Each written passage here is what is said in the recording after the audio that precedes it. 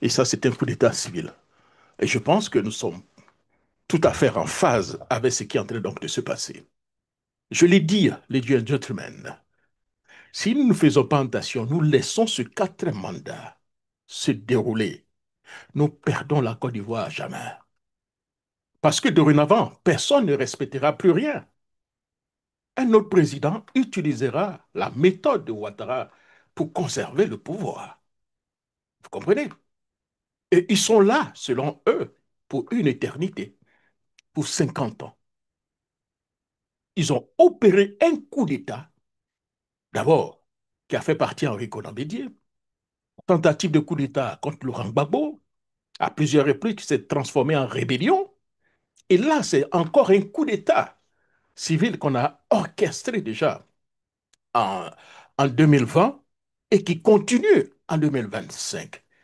Voilà ce que nous sommes en train de vivre. Et nous sommes là, nous regardons, nous ne disons rien. Nous subissons alors que nous savons que la grande majorité des Ivoiriens sont contre ce qui est en train de se passer. Yeah, cher ami, ce qui est en train de se passer est très grave. C'est un coup d'État. Un coup d'État où on a mis, vous voyez déjà dans la rue, hein, des militaires qui sont partout et qui empêchent la population, qui ne veut pas voir la population exercer dans son droit constitutionnel, à savoir des marches. Oui, c'est un coup d'État civil qui est en train donc de s'opérer, les gentlemen. Alors, le thème donc de notre sujet aujourd'hui, c'est la démocratie à la Kalash. Nous allons donc éduquer, éveiller et rassembler seulement donc les consciences. Yeah. Ce qui est en train de se passer est assez grave. Ouvrons les yeux, observons.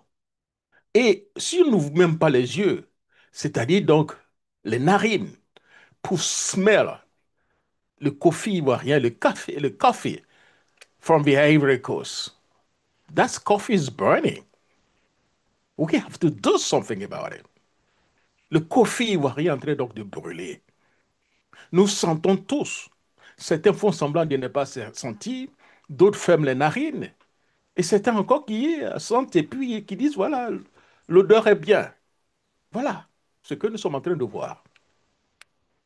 Loin de tout ce qui est en train de se passer, il y a véritablement, ladies and gentlemen, un coup d'État. Le président Laurent Gbagbo le dit haut et fort. Il dénonce le coup d'État civil et le braquage électoral. Oui, le coup d'État civil et le braquage électoral. Ces mots, prononcés par donc un ancien chef d'État, l'ancien chef d'État, résonnent encore comme un séisme politique. Mais nous sommes en face des gens qui n'ont pas honte. Ils n'ont pas peur. Ils se disent que là, ils contrôlent tout. Je suis le brave Tché. J'ai pris ce pays-là. J'ai fait tout ce que je pouvais. Jusqu'à présent, je n'ai jamais payé donc les conséquences.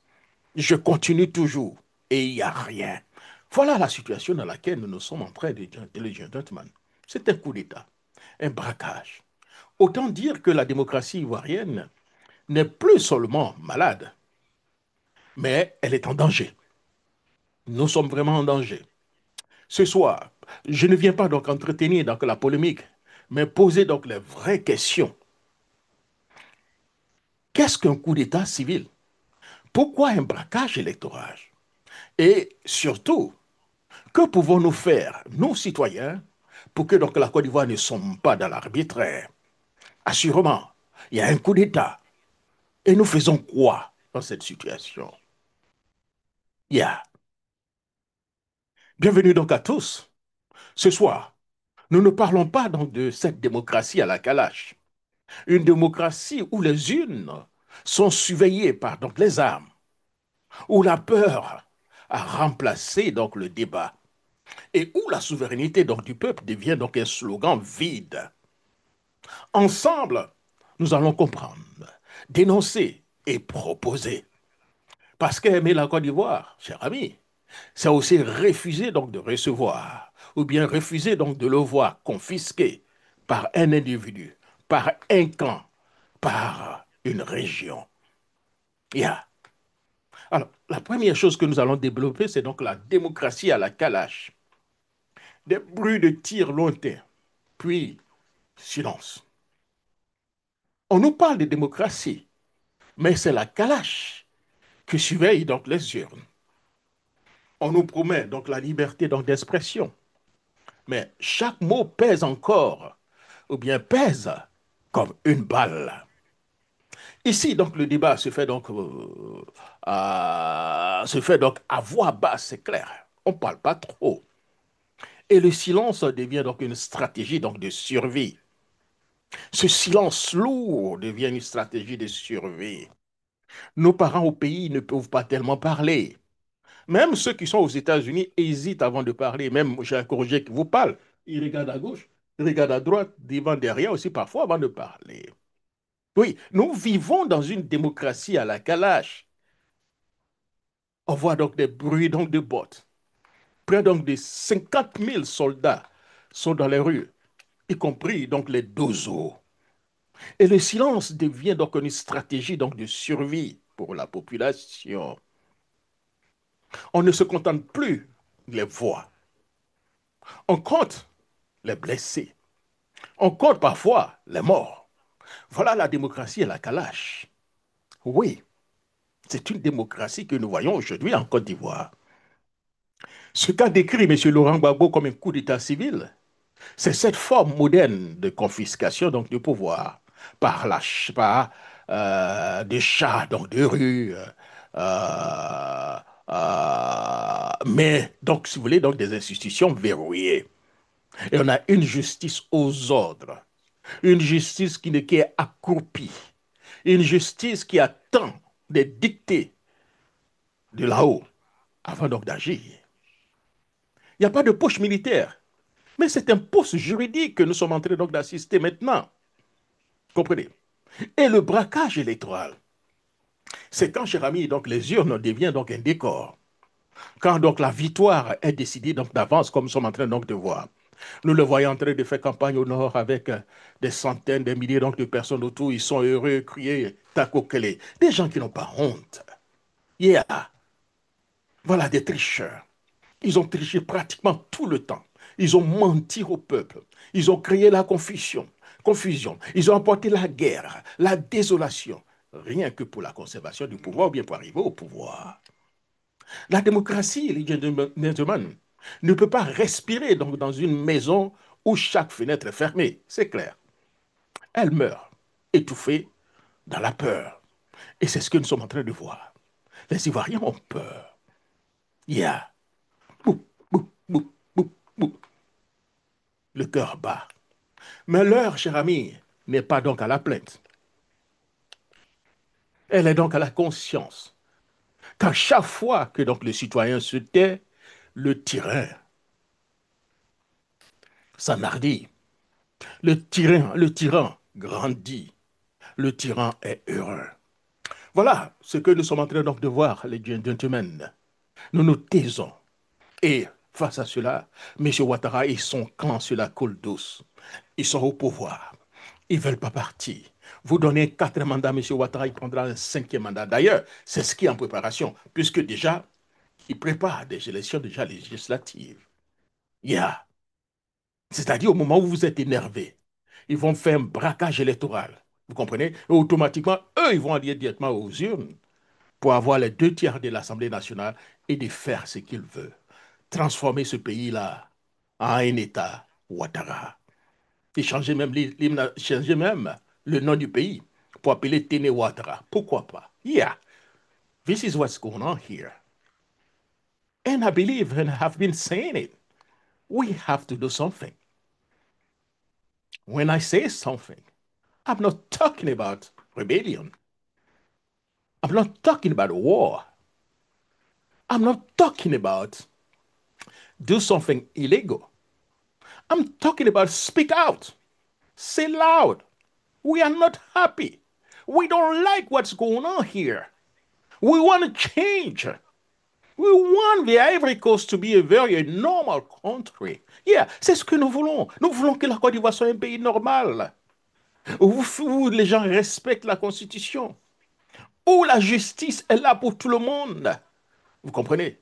Où un enfant de CP1 ou un enfant de pauvre peut un jour aspirer à être président s'il travaille dur. Une Côte d'Ivoire de mérite, pas une Côte d'Ivoire de rattrapage. Une Côte d'Ivoire de Ouattara, une Côte d'Ivoire de Kanté, une Côte d'Ivoire de Koulibaly, une Côte d'Ivoire de je n'en sais quoi. Yeah. J'étais aujourd'hui dans une ambassade, puisque nous sommes allés à une réunion, à une rencontre de haut niveau, où j'ai discuté avec des personnes qui m'ont approché, des gens qui suivent nos émissions. Et la majeure partie approuvait ce qu'on dit, même s'il y avait quelques ratés quelquefois. Oui, c'est ce qui fait aussi la beauté des choses, parce que tout ne peut pas être de façon très très bien. Il y a de bonnes choses et parfois de mauvaises choses. Voilà ce qu'ils me disent. Il dit nos ambassades souffrent dans la mesure, le gentleman, où seulement ce sont des gens carents, des gens qui n'ont aucune formation, aucune dignité, des gens qui n'ont aucun langage qu'on amène dans nos ambassades parce que ce sont des parents de quelqu'un. La majeure partie des ambassades au niveau donc, des pays africains, c'est comme ça. Hein?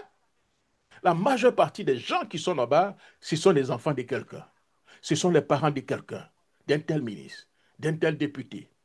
Ils viennent, ils ne comprennent rien, ils ne savent rien. Parfois, même quand ils viennent donc dans ce pays, ils ne parlent même pas même la langue. Et le français est mal.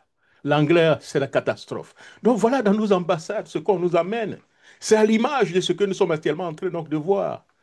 Ou pour avoir donc un bon boulot, il faut se faire appeler Ouattara. Yeah. Et nous voulons que cela continue. Mais non, cher ami, le combat est continu. Le combat est perpétuel. Si avec tout ce que nous faisons, M. Ouattara a réussi à se faire choisir comme président, nous devons continuer et amplifier la manifestation et la contestation afin qu'il y ait une cohabitation et que nous devons gérer ce pays-là ensemble. Ce pays nous appartient. On ne va pas permettre à M. Ouattara de nous emmener encore les candidats camarades devant nous. On ne peut plus l'accepter, les gentlemen. On ne devait même plus l'accepter. La Côte d'Ivoire, c'est notre Côte d'Ivoire, c'est votre Côte d'Ivoire. Il nous appartient. On ne peut plus le laisser, si vous voulez, l'imposture s'installer à vitam aeternam. Non, énervez-vous. Ce pays nous appartient. Ils volent, ils trichent, ils manipulent nos constitutions pour rester au pouvoir sans pour autant gagner donc dans les urnes. On ne peut plus accepter cela. Le combat ne fait que commencer. De maintenant jusqu'à ce que M. Ouattara capitule. Même, comme je le dis, il se fait élire donc ce samedi, pas élire, il se fait choisir comme le samedi. Nous continuons le combat. La pression. Nous devons gérer, cohabiter, gérer ensemble, comme lui l'a fait au temps du général Gueye, comme il a fait au temps de Laurent Gbagbo. Yeah. On ne peut pas laisser Ouattara et son clan nous imposer leur vision. Je le dis, nous avons deux nations. Nous avons plusieurs nations, mais nous avons deux grandes nations dans ce pays. Il y a la nation de Ouattara, représentée par ses parents du Nord, et il y a la nation du Sud. Mais ils veulent imposer la nation du Sud, du Nord sur le Sud, sans que le Sud ait à dire quelque chose, alors que la majeure partie des richesses se trouve au Sud. Yeah. Nous devons dire non à cela, les gentlemen. Dire nous ne sommes pas d'accord. Quand on n'est pas d'accord, on dit on n'est pas d'accord. Cela ne veut pas dire qu'on déteste Ouattara. Ou bien qu'on veut faire un coup d'État, mais nous ne sommes pas d'accord avec l'orientation. Parce que la population a attendu que M. Ouattara parte, qu'il finisse ses 2 ans et qu'il foute le camp et qu'il n'y ait plus donc de guerre. Il a fini ces 2 ans là de foutre le camp, il a tripatouillé la Constitution, menti à la population pour tripatouiller la Constitution pour rester pour un troisième mandat en inventant mon candidat est décédé. Le quatrième mandat, c'est quel candidat qui est décédé encore? Son frère vient nous dire que nous ne sommes pas compétents. Mais il a raison, nous ne sommes pas compétents. Si on peut laisser M. Ouattara faire un troisième mandat, si on peut laisser M. Ouattara encore faire un quatrième, nous ne sommes pas compétents, les gentlemen. Oui, c'est vrai. Et il a parfaitement, et Téné a parfaitement raison, les gentlemen. Une minute là.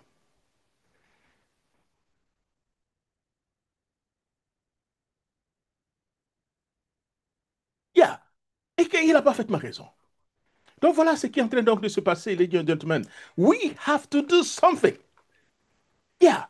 Nous avons fait quelque chose. Nous ne sommes pas contents, nous disons que nous ne sommes pas contents. We are not happy.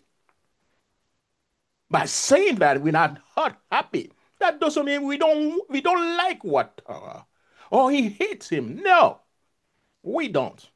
But we are not happy. And when you are not happy, you say it loud and louder. Nous ne sommes pas contents avec cette orientation. Et il faudrait le dire à M. Ouattara. Le combat doit être continu et perpétuel jusqu'à ce que M. Ouattara comprenne. Parce qu'à 83 ans, croyez-moi, comme le dit Laurent Gbagbo lui-même, puisqu'il sait de quoi il parle, on est malade. Lui-même, Ouattara, il a été clair qu'à 75 ans, au dépassé 75 ans, on ne peut plus bien diriger un pays. Il en a jusqu'à 83 ans, 84. Donc, il ne dirige même plus le pays, c'est son entourage qui dirige. Allons-nous accepter cela? Mais non. Le combat doit être perpétuel et continu. On ne vient pas dire, ah oui, parce que M. Ouattara s'est fait choisir, ou bien il a fait son coup d'état civil en 2001, le samedi, alors on continue. Non, continuons le combat jusqu'à ce qu'il capitule. Continuons le combat jusqu'à ce qu'ils capitulent, qu'ils comprennent qu'on ne peut pas laisser ce pays-là devenir le pays des Ouattara. Ah mais non, ce pays-là nous appartient. Yeah. Alors, le deuxième segment que nous allons mettre sur la table, vous savez, j'étais donc à cette réunion de haut niveau et où des congressmen américains sont venus intervenir. Yeah. J'étais là et je les écoutais attentivement. Des congressmen, des gens au haut niveau, des députés américains. Ils sont venus nous faire un cours de souveraineté. Voilà ce qu'ils ont dit. La souveraineté est le moteur de la dignité. Je répète, la souveraineté est le moteur de la dignité. Si vous n'êtes pas un pays souverain, tout ce que vous allez faire, les gentlemen, vous n'allez pas réellement vous en sortir. Voilà pourquoi, partout où vous partez, non seulement il y a le drapeau américain, mais les gens chantent. Ils aiment leur pays, un pays souverain, la liberté et la démocratie. Voilà ce qu'ils défendent. Voilà ce qu'ils défendent. Et il nous a fait le coup de la souveraineté.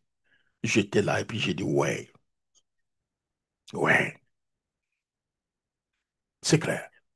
La souveraineté est le moteur de la dignité nationale. La souveraineté est le moteur de la dignité nationale. Voilà donc les propos donc, du congressman. Je crois que c'était lequel. Et non seulement le congressman, et puis c'était le député. Le député je pense que c'était. Alors, il faudrait que je trouve rapidement son nom. Ceux qui vont directement sur la page à Jacques Roger Show. J'ai dû mettre quelques informations par rapport à ça.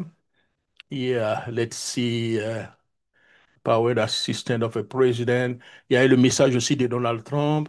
Il y a eu le message du Congressman Davidson, Ohio. Il y a Chris Smith. Yeah. Nous avons le message de Chris Smith. Et l'autre message qui venait donc de... Alors, je vais certainement trouver réellement le nom. Voilà, c'est ça, c'est ça. C'est de Christopher Lando. Attends, c'est ça. Est-ce que c'est Christopher Lando? Oui, c'est ça, Christopher Lando. He is the Deputy Secretary of the State. Yeah. Je ne sais pas, est-ce que nous avons au moins quelques mots d'abord rapidement avant de continuer? J'espère que le son est bon. Deputy Secretary of State of the United States of America. It's my honor to be here today to celebrate the reintegration of the United States into this group. Voilà, je crois que voilà, vous avez entendu au moins quelques mots. Et nous avons fait le cours de souveraineté. Et je suis là, j'étais assis, j'ai dit, ouais, je comprends pourquoi ces pays-là sont développés. La souveraineté, les gentlemen, c'est l'âme d'un peuple. C'est le droit de décider pour soi, sans tutelle.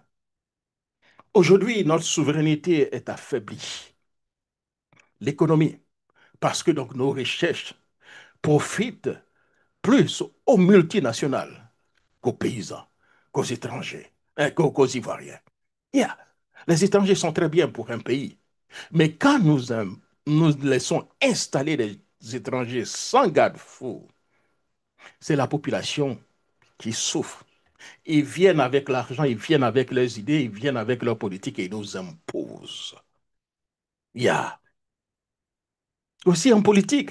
Parce que depuis la nuit des temps, depuis donc des années, nous sommes encore sous tutelle donc de la France, c'est clair. Et les décisions sont dictées par l'extérieur, par la France précisément. Morale aussi, nous avons sur la morale aussi parce que nous avons oublié donc que la dignité est une âme pacifique. Sans dignité, on ne peut rien. Nous avons perdu cette dignité. Un pays sans souveraineté, c'est un drapeau sans vent. Il flotte, mais il n'avance pas parce que nous avons perdu cette dignité. Retrouver notre dignité, comment faire? C'est dire non à l'ingérence. C'est aussi non à la peur, non à la soumission interne qui travestit, si vous voulez, nos institutions. Nous devons prendre contrôle de notre pays et de notre dignité. Si nous ne le faisons pas, nous perdons donc le pays à jamais. Yeah. Cela va nous amener donc à parler de la démocratie et la liberté, des fondations qui ne sont pas négociables. La liberté, la démocratie et la liberté. Aujourd'hui, les Ivoiriens ne sont plus libres. Il n'y a pas de liberté, il n'y a pas de démocratie. Nous sommes dans une monarchie où Ouattara et son clan décident et nous devons tous accepter ou bien devons nous accroupir. Voilà ce qui est en train donc de se passer. Vous comprenez? La démocratie n'est pas un mot d'État. C'est un contrat de confiance entre le peuple et ses dirigeants. Oui, je pense que c'est très bien ça, oui. Un contrat de confiance entre le peuple et ses dirigeants. Elle n'est pas donc un jour de vote. Ce n'est pas le jour de vote seulement qu'on parle de la démocratie. C'est la confiance entre le peuple et ses dirigeants. Alors que nous n'avons plus confiance en nos dirigeants. Donc il n'y a pratiquement plus de démocratie. C'est la culture de la vérité et de la justice. Il n'y a plus de vérité en Côte d'Ivoire, il n'y a plus de justice, ladies and gentlemen. Donc nous ne sommes pas démocratie. Nous sommes dans une dictature qui ne dit pas son nom. Dans une monarchie qui ne dit pas aussi son nom, cher ami. Quand on arrête donc des journalistes, c'est la vérité qu'on emprisonne. Quand on bâillonne l'opposition, c'est la République, les dieux qu'on bâillonne. Et ça, c'est clair. Et quand donc le peuple perd donc le droit de dire non, c'est la fin donc de toute liberté. Est-ce que nous sommes en train donc de voir? C'est la fin de toute liberté parce que le peuple is tired of what's going on. Yeah. La liberté, cher ami, ce n'est pas ce n'est pas le luxe donc des riches. C'est le pain quotidien de toute démocratie vivante. Yeah. C'est le pain quotidien de toute démocratie vivante. C'est ça la démocratie. Vous comprenez? Et nous vivons donc dans une situation où nous sommes accroupis. Nous ne pouvons pas parler. Nous ne pouvons vraiment pas dire ce que nous pensons. Des jeunes sont arrêtés aujourd'hui parce que vous portez le leket. Quand vous portez le leket, ça devient synonyme d'opposition, mais synonyme de marche. Donc automatiquement, on vous arrête. Nous ne sommes plus en démocratie. C'est la dictature. Il y a la dictature. Alors, je ne sais pas, je me promenais aujourd'hui donc, dans les rues donc, de Washington. Je crois que j'ai pris quelques images. Alors voilà, on va essayer donc, de mettre un peu l'image derrière nous. Voilà, voilà. Quand je venais donc de. Bon, c'est que Washington, c'est clair. Voilà. C'est ça. C'est ça. Voilà.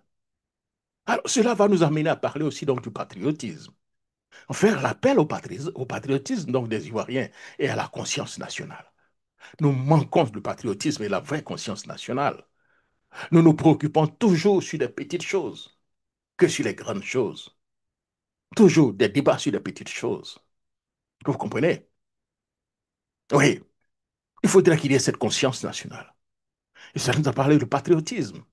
Comme il le dit, le patriotisme-là, ce n'est pas donc la colère, c'est donc le courage. Le plus on parle de patriotisme, de patriote, non, non, non, ce n'est pas la colère, c'est le courage, je l'ai dit. Quand vous êtes courageux, vous pouvez dire non quand vous avez pensé que ce n'est pas bon.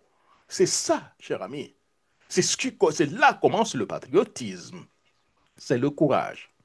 Ce n'est pas les insultes ou bien insulter le pays. C'est vouloir donc tout le réparer, vous comprenez. Voilà la situation dans laquelle nous sommes quand on parle de patriotisme. À la jeunesse, ceux qui nous écoutent, je leur dis, refusez donc le rôle donc, des spectateurs. Ne soyez plus des spectateurs. Quand vous n'êtes pas d'accord, dites non. Ayez le courage de vous regrouper pour dire non sans forcément casser. La Constitution vous donne le droit de dire non quand vous n'êtes pas content, en utilisant donc des moyens de bord. À la diaspora, je vous dis, vos voix sont donc les leviers. Vos idées sont des armes pacifiques. Vous comprenez? Et aux forces donc, de sécurité qui bâillonnent, qui matent.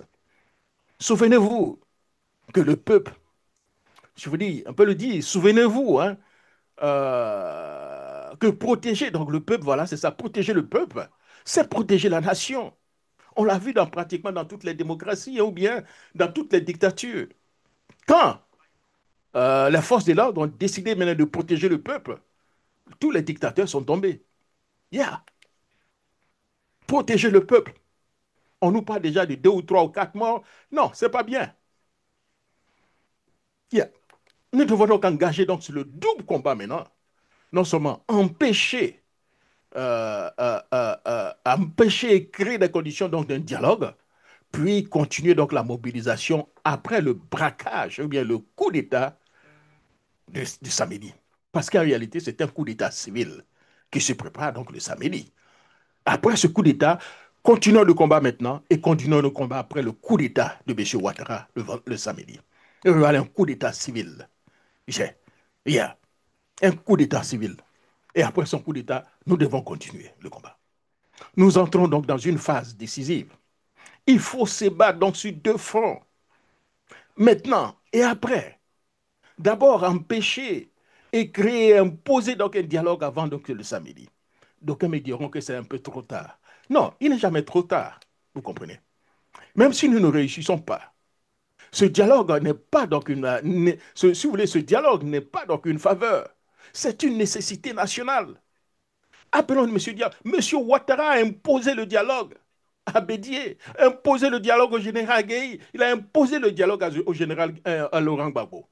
On a fait balader la Côte d'Ivoire pratiquement de capitale en capitale, en capitale, en capitale, pour qu'on puisse trouver une solution à lui seul son problème.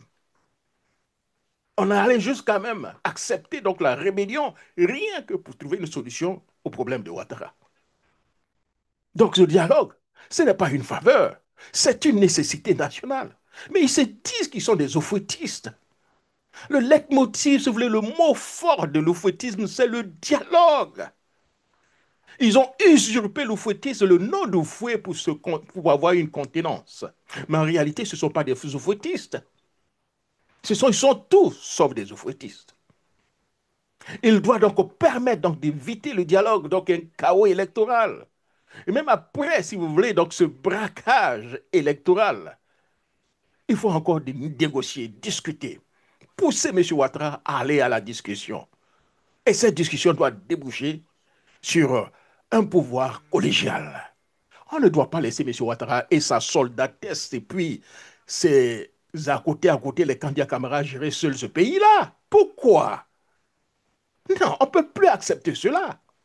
La population a dit qu'ils ne veulent plus de M. Ouattara. M. Ouattara refuse de faire un coup d'État, un braquage électoral.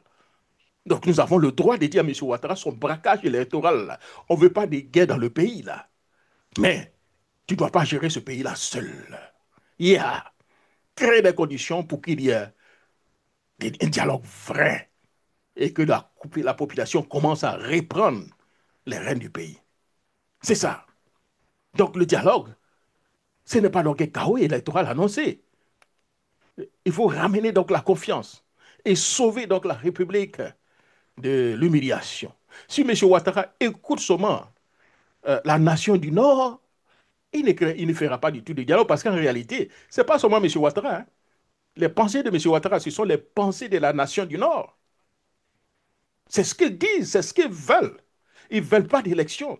Ils ne veulent pas de changement. Ils veulent le braquage. Ils veulent certainement que M. Ouattara reste au pouvoir pour eux pouvoir jouir. Jouir. C'est tout. M. Ouattara aussi otage de la nation du Nord, que la nation du Nord aussi est otage de M. Ouattara. Yeah. Voilà ce qui est en train de se passer. Je le dis. Mais si le pouvoir s'entête, alors on commence donc, si vous voulez, le deuxième front. Continue donc la mobilisation après donc la sélection donc de M. Ouattara, ou bien après le braquage de samedi. Pas dans la violence, mais dans la persévérance citoyenne. Nous devons dire non. Ce que la Constitution nous dit qu'on peut faire, utilisons ça. Les marches, les manifestations pour imposer à M. Ouattara et son régime le dialogue. Exigeons donc une gestion collégiale donc, du pouvoir, la révision de la liste électorale et aussi le redécoupage juste et équitable avant les élections législatives. Nous devons le faire. Nous ne le faisons pas, les gentlemen. Nous perdons notre pays, nous perdons tout. Voilà. C'est ainsi, les gentlemen, qu'on transforme donc la colère en courage et la résistance en renaissance. Nous devons le faire. Ladies and gentlemen, it's about time to do something. We have to do it. We do not have a choice. If we not do anything at this point, ladies and gentlemen, we're going to lose our country. We're not going to have any country anymore. Maybe we're going to have another country, but it's not going to be our country. It's going to be somebody else's country. Yeah. So we have to do something now. The time to do it is now. Yeah, we have to do something. Ah, salut au pays d'espérance. Voilà. Voilà. La démocratie, à la calage, cher ami, c'est donc l'échec de la raison. Mais notre combat, ce n'est pas celui, c'est celui de la lumière, la souveraineté, la démocratie et la liberté. Ce ne sont pas des mots à réciter, ce sont donc des valeurs donc à défendre. Debout ivoirien pour la vérité, pour la justice, pour la Côte d'Ivoire. Aimons ce pays. Union, discipline, travail. Ce que donc les pères fondateurs eux-mêmes nous ont enseigné. On ne peut plus laisser M. Ouattara et sa soldatesse diriger donc ce pays à vitam aeternam, sans élection, tricher, mentir au peuple, créer des conditions pour rester au pouvoir. On ne peut plus continuer cela. Ça suffit. Ce n'est pas une question de dire on n'aime pas Ouattara ou on déteste Ouattara. Non, ça n'a rien à voir avec ça. C'est une question, ce pays-là nous appartient tous. On ne peut pas laisser seulement un clan, une région, nous imposer donc leur vouloir, dicter leur démocratie, pour ne pas dire dicter la dictature et rester au pouvoir à vitam aeternam. Écarter tous les candidats donc, du Sud, vous comprenez, qui peuvent gagner, et puis chercher à dire ah, on a fait un takokele. Mais non, le combat doit être continu. La lutte doit être continue. Nous ne perdons pas. Nous allons toujours, finirons toujours par gagner. Un peuple qui dit non, de la constance, ce peuple gagne toujours. Disons non. Non. Non. Non. Non. Non. Non. Non. Non. Non. Non. Non. Non. Non. Merci beaucoup, cher ami. Alors, nous allons conclure avec, continuer avec l'interview que M. Laurent Gbagbo a accordé donc à l'Infoca. Et voilà. Alors, continuons avec l'interview. Voilà, nous allons continuer avec l'interview que M. Laurent Gbagbo a accordée donc à l'Infoca. Et ensuite, revenir dans une autre émission demain. Demain, c'est ça, c'est vendredi. Hein? Demain, c'est ça. C'est jeudi demain, je pense. Demain, c'est jeudi. Ah oui, demain, voilà. Alors, continuons avec l'interview. Puis, Tu peux dire que Gbagbo m'a mis en prison à cause de mes écrits. Vous avez le De sentiment mes qu'il y a un propos. recul de la liberté aujourd'hui? Oui, il y a un recul de la liberté. Regardez là, même quand je descendais pour cette interview, on annonçait, les gens étaient arrêtés à Boifé, à Yamoussoukro, à Boaké. L'autre jour, le ministre de l'Intérieur a dit qu'il y avait 700 arrêtés, etc. Bon, maintenant, il doit en avoir 1000. Certains qui ont été condamnés à 3 ans pour avoir marché. Vous comprenez? Non, on ne voyait pas ça sous moi. Et pourtant, il y avait la guerre civile contre moi. Mais j'ai apporté la liberté. Je ne réagissais pas comme Alassane réagit. J'ai apporté la liberté ici. J'envoie souvent les gens en prison, à la Maca. Mais ils ne sont pas tous à la Maca. Donc, je ne sais pas encore exactement où sont les autres. Mais pour ceux qui sont à la Maca, enfin, qu'on appelle aujourd'hui le PPA, comme par hasard, hein, j'ai dit un jour que ça veut dire que tout le PPACI est appelé à aller en prison.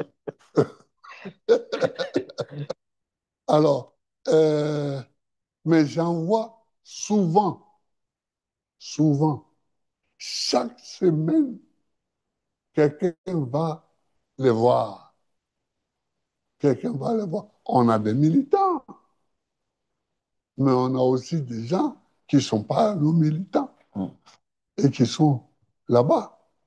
Alors, il y a eu des amis, des camarades qui ont été arrêtés, des jeunes, et ils ont été emmenés à l'hôtel Sobroco où, disent-ils, ils ont été interrogés par un blanc barbu.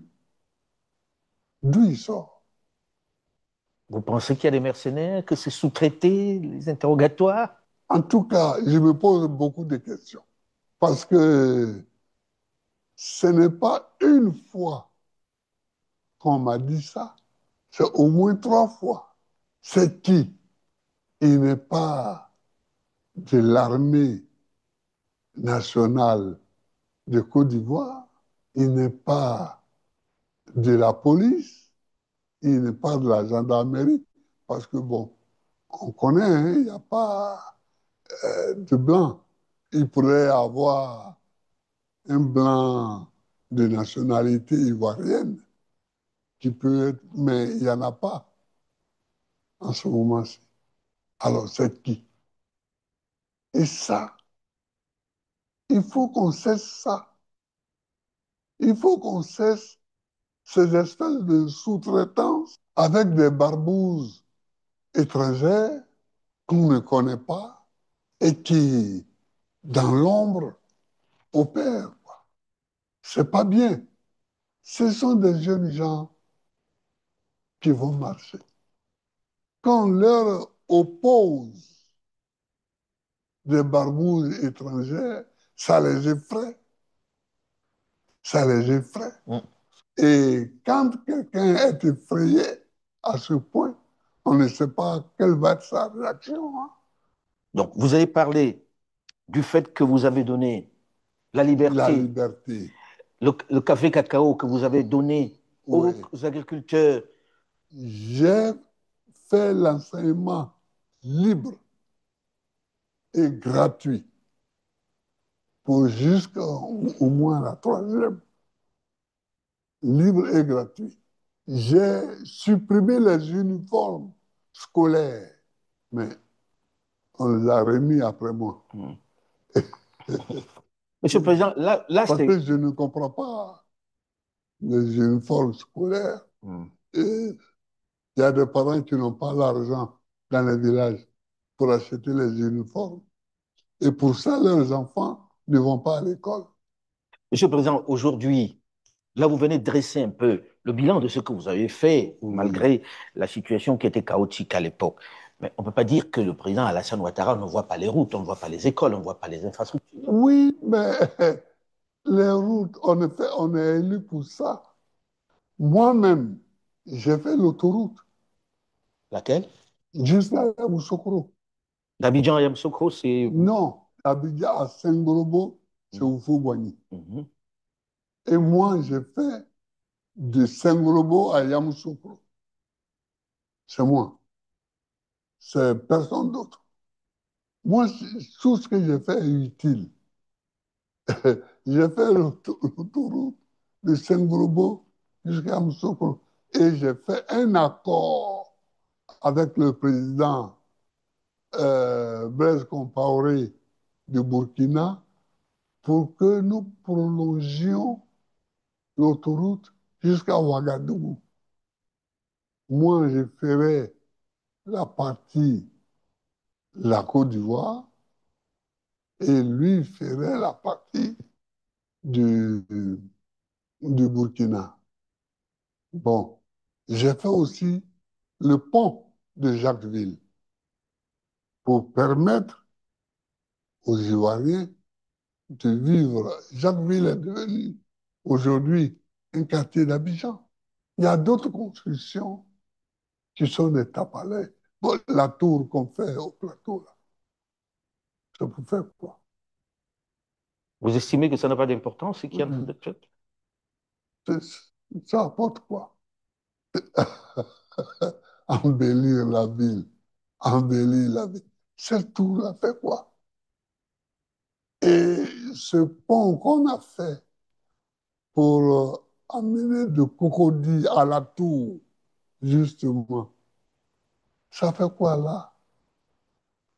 Moi, j'avais pensé ce pont, mais je l'avais fait pour agrandir le port d'Abidjan D'Abidjan. et faire un pont au-dessus du canal pour amener ce que j'avais appelé la route Abidjan-Lagos. Vous comprenez?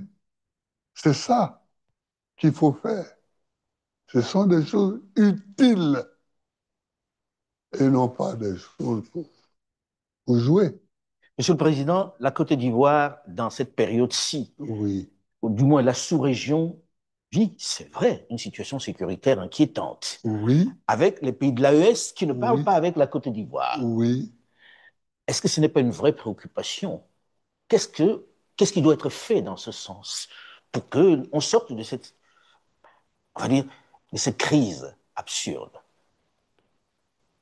Moi, je pense que cette crise-là, Avec l'AES. l'AES et la Côte d'Ivoire, elle est ridicule. Elle est tout simplement, c'est de l'enfantillage, quoi, De la part de qui? de la part des Ivoiriens, de la part du pouvoir ivoirien. Et c'est parce que ce n'est même pas son combat, c'est le combat d'autrui, c'est c'est le combat de pays étrangers que la Côte d'Ivoire prend sur son dos. Comment ça? Vous pensez qu'aujourd'hui, Oui. Or, la Côte d'Ivoire ne peut pas vivre sans être en bonne relation avec le Mali, avec le Niger, avec le Burkina Faso. Nous sommes, nous, un bloc, nous sommes un bloc. Nous sommes un bloc. Et je ne comprends pas. C'est-à-dire, il y a le Niger, le Mali, le Burkina Faso, euh, le Ghana, le Togo, le Bénin, le Libéria, la Guinée, la Sierra Leone. Voilà. Bon, le Sénégal aussi, même s'il est un peu loin. Mais voilà des pays qui forment un tout. Quand on y ajoute le Nigeria, vous voyez, et on a grandi avec les Nabos du Nigeria, les Ghanéens. mais en même temps, Président, quand vous parlez de ce bloc, Voilà. si vous Alors, permettez, quand vous parlez de ce bloc, oui, aujourd'hui, il y a l'AES, d'un côté, il y a la Côte d'Ivoire qui est l'un des principaux partenaires de cet AES-là au départ. oui. Pensez-vous qu'on fait le nécessaire pour que tout soit réconcilié? Que feriez-vous On aujourd'hui? fait, moi, je ferais si je suis au pouvoir, si j'étais au pouvoir, oh, en 2 semaines, un mois, on rétablirait les bases fraternelles de ce pays. Président, vous, vous avez une envergure continentale. Est-ce Oui. qu'en n'étant pas président, ce n'est pas aussi une tâche que vous pouvez vous donner? C'est-à-dire, est-ce qu'il y a besoin d'être président pour mener cette bataille-là? Oui, oui, parce que oh, là, moi, quand on aura fini avec tous nos spectacles ici, euh, quand on aura fini avec tous nos spectacles là, j'irai certainement faire un tour dans ce pays-là pour saluer les jeunes gens parce que bon, ils sont plus jeunes que moi, euh, pour saluer, discuter un peu avec eux. Mais en réalité, il faut être à la tête de l'État pour régler les problèmes de l'État. Voilà. Moi, je peux aller les saluer, discuter avec eux, leur apporter euh, la salutation d'un citoyen ivoirien, mais les rapports, les relations d'État à État, elles doivent être gérées par les chefs d'État. Qu'est-ce qui, d'après vous, fait que ça coince à ce point-là? Ça fait déjà plusieurs années. Généralement, les crises entre deux États, on arrive à se parler, on arrive à établir de nouvelles relations, même si on ne s'aime pas. Hein. Qu'est-ce qui, d'après vous, fait que ça dure aussi longtemps? Parce que les pays de l'AES ont pris des positions claires contre la France. Et donc, le président Ouattara prend une attitude pour défendre la France, les positions de la France. Il n'y a pas toute chose. Il serait là juste pour défendre les intérêts de la France dans cette histoire? Dans cette histoire-là, oui. Dans cette histoire-là, oui. Président, je ne peux pas ne pas revenir sur la question, Oui, avec des scénarios qui peuvent se dessiner. oui, Monsieur le Président, samedi, les gens descendent dans la rue ou les Ivoiriens descendent dans la rue. Qu'est-ce que vous oui. dites? Vous dites rentrer à la maison. Est-ce qu'il n'y a pas le risque que ça dégénère et que vous soyez perçu comme celui qui a demandé aux gens de descendre dans la rue? Non, moi, je ne leur demande pas de descendre la rue, mais je veux dire que des gens s'en vont à ce qu'ils appellent des élections. Moi, je considère que c'est un braquage. Et il faut bien écouter ça. Je considère qu'il s'agit d'un braquage électoral.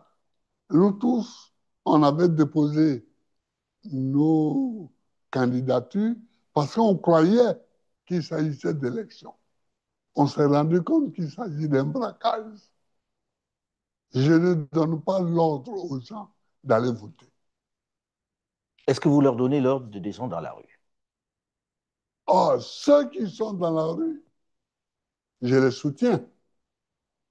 Ça, il ne faut même pas qu'il y ait l'ombre d'un doute.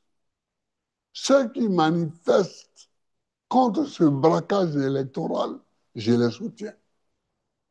C'est dangereux. Oui, mais c'est mon point de vue. Mais vous ne les appelez pas à descendre dans la rue. Non, mais ceux qui descendent dans la rue pour protester contre cette manière de, d'envisager des élections, je les soutiens. Je suis avec eux. Alors, Monsieur le Président, on sait qu'il y a quelques semaines, le 11 octobre exactement, vous aviez appelé les populations à marcher contre ce quatrième mandat que vous dénoncez avec force. Quelques personnes sont descendues dans la rue. On ne peut pas dire qu'il y avait foule. Est-ce que c'est le mode de protestation qui va se poursuivre contre ce scrutin que vous considérez comme un braquage? Je vous ai dit que ce n'est pas une élection qui se prépare, mais que c'est un braquage électoral. Quand on fait la politique dans une telle situation, on proteste et on appelle ses amis à protester avec soi. Le Front commun a appelé à une marche le 11 octobre.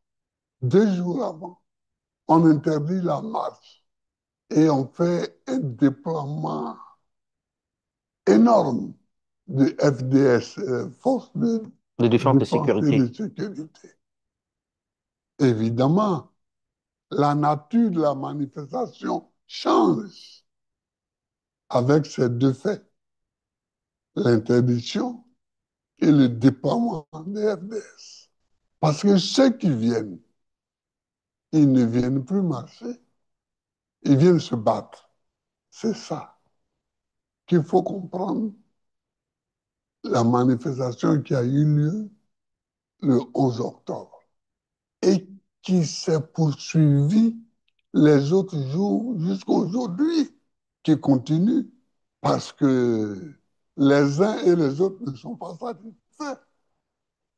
Les manifestants ne sont pas satisfaits parce qu'ils n'ont pas manifesté pour montrer qu'ils ne sont pas d'accord. Mais est-ce qu'on peut accepter des manifestations violentes, Monsieur le Président? Est-ce que ces manifestations n'ont pas été interdites parce qu'on craignait de la violence? Mais on ne pense pas la violence. La violence, elle se constate et on la punit. Les gens n'ont pas été violents. Ils n'ont pas manifesté. Et vous venez prévoir qu'ils pourraient être violents. Est-ce qu'en août, quand nous avons appelé à marcher et que les gens ont marché de façon tense, est-ce qu'il y a eu de la violence? Non. Et cela devrait jouer pour nous. Mais si on projette, on dit, il pourrait être violent, donc dispersons-les déjà. Ça ne va plus. La marche est une des manifestations dans une démocratie. Donc vous les encouragez à marcher. Ah oui, donc ceux qui ne sont pas contents de la préparation de ce braquage électoral, moi je les encourage. Je les encourage. Parce que ce n'est pas une élection, ça, qu'on prépare. Ce n'est pas une élection qu'on prépare. Mais la manifestation peut mal tourner. Elle peut, mais elle n'a pas mal tourné. C'est ça. Quelqu'un prend sa voiture, tu dis oui, il peut faire un accident. Donc moi, je vais le bloquer. Enfin, On va terminer sur le fait quand même que c'est une opportunité rare de dire, voilà, le président Gbagbo ne sera pas candidat à ce que vous appelez un braquage électoral, mais oui. moi je continuerai d'appeler ça des élections. Vous n'êtes pas candidat à cela, et qu'est-ce que vous allez devenir maintenant? Qu'est-ce que vous allez faire de votre temps? Est-ce que vous avez envisagé quelque chose après ces Oh, années données à la politique? oh, mais il y a beaucoup de choses à faire. Il y a beaucoup de choses à faire.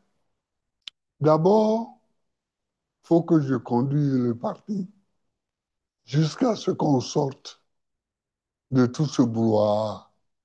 Hein, il faut qu'on sorte de tout ce brouhaha. Nous avons déjà fixé la date de notre congrès qui sera après les législatives. Et après, je démissionnerai au congrès je ne serai plus candidat à la direction du parti. Et puis, je vais prendre mon temps pour moi-même, pour ma petite famille. Je vais prendre mon temps. Vous allez vivre enfin. Enfin, enfin, je vais vivre un peu, écrire. On a du mal à vous imaginer loin de tout ça, hein? Ah oui, oui, mais il faut, il faut, il faut. Non, non, non, non, non, je vais. Il y a des moments où il faut arrêter certaines choses. Au moment du congrès, je serai dans ma 81e année. C'est beaucoup, non? C'est beaucoup. Mais, Monsieur le Président, merci de nous avoir accordé ce temps-là pour pouvoir Oui. parler de cela. Et on espère que tout se passera bien et que cette seconde partie de